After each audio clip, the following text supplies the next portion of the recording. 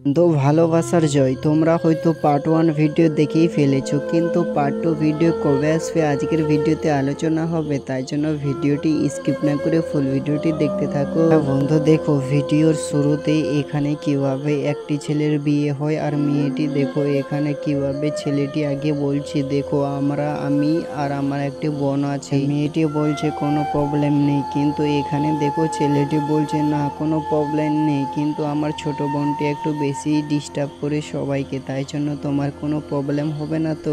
তখনই বলে না না আমার কোনো প্রবলেম হবে না। কিন্তু এদিকে দেখো বন্ধু, জানলাতে দেখতে বলেছিল, কিন্তু জানলার মধ্যে দেখো একটি ছেলে দাঁড়িয়ে আছিল, তাই জন্য কিভাবে মোবাইলের ফ্ল্যাশটি দিয়ে এখানে দেখতে থাকে। ভাই আরে কে তুই, বাইরে কেন দাঁড়িয়ে আছিস, আয় ঘরে ভিতরে আয়। আর দেখো তখনই কিভাবে ঘরের ভিতরে ডেকে নেয় এই ছেলেটি, কিন্তু বলছে তুমি কি এই ছেলেটিকে চেনো? তখন এই মেয়েটি বলছে হ্যাঁ আমি তো একে চিনি, আমাদের গ্রামেরই ছেলেটি। তখনই দেখো বলছে আসো আসো তুমি ভিতরে আসো, তোমার জন্য তো আমি এখানে দাঁড়িয়ে আছি, আসো এখনই আমি গেটটা খোলাচ্ছি আর তুমি ভিতরে চলে আসো। আর দেখো এখানে সঙ্গে সঙ্গে এখানে ছেলেটি দরজাটি খোলাতে যায় আর দরজাটি খুলে ছেলেটি ঘরের ভিতরে চলে আসে। আর দেখো এখন মেয়েটি কত ভয় পেয়ে যায়, বলছে আরে এটা কি, তুমি আমাদের ঘরে চলে এলে?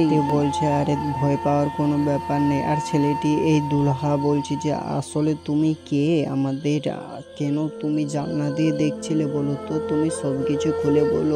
মেয়েটি সবকিছু বলে যে আমি একে 5 বছর ধরে ভালোবাসি, আমাদের গ্রামেরই ছেলে আর গরিব, তাই বলে আমার বাবা মা এই ছেলেটির সঙ্গে বিয়ে দেয়নি। দুলহা ছেলেটি শুনে তো প্রচুর মনে কষ্ট পায়, বলছে আরে এটা কি। তারপরে দেখো তাদের পুরোনো দিনের কথাগুলো এখানে শোনাচ্ছিল এই দুলহা ছেলেটিকে।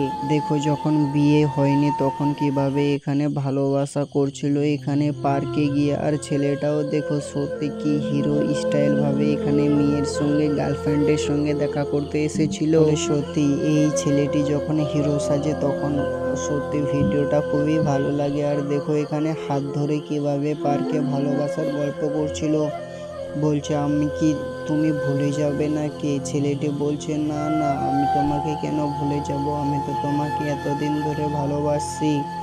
তখনই এখান থেকে মেয়েটি বাড়িতেই যাওয়ার জন্য চলে আসে। আর দেখো বাড়িতে এসে এখানে খাবার খেতে বসেছিল, আর এদিকে দেখো তার বাবা বলছে আমার মেয়ে তো অনেক বড় হয়ে গেছে, এখন তার বিয়ে দিতে হবে, তাই জন্য আমি একটা দুলহা খুঁজে রেখেছি একটা আমাদের গ্রামের পাশের গ্রামে। এই কথা বলে তখনই দেখো এখান থেকে কিভাবে এই মেয়েটি প্রচুর রেগে যায়, আর রেগে এখানে বলছে আমি ভাত খাবো না, আমি ঘরে চলে যাচ্ছি। আর দেখো এখানে মেয়েটি সত্যি গিয়ে এখানে স্যাড মুমেন্ট নিয়ে ঘরে চলে আসে।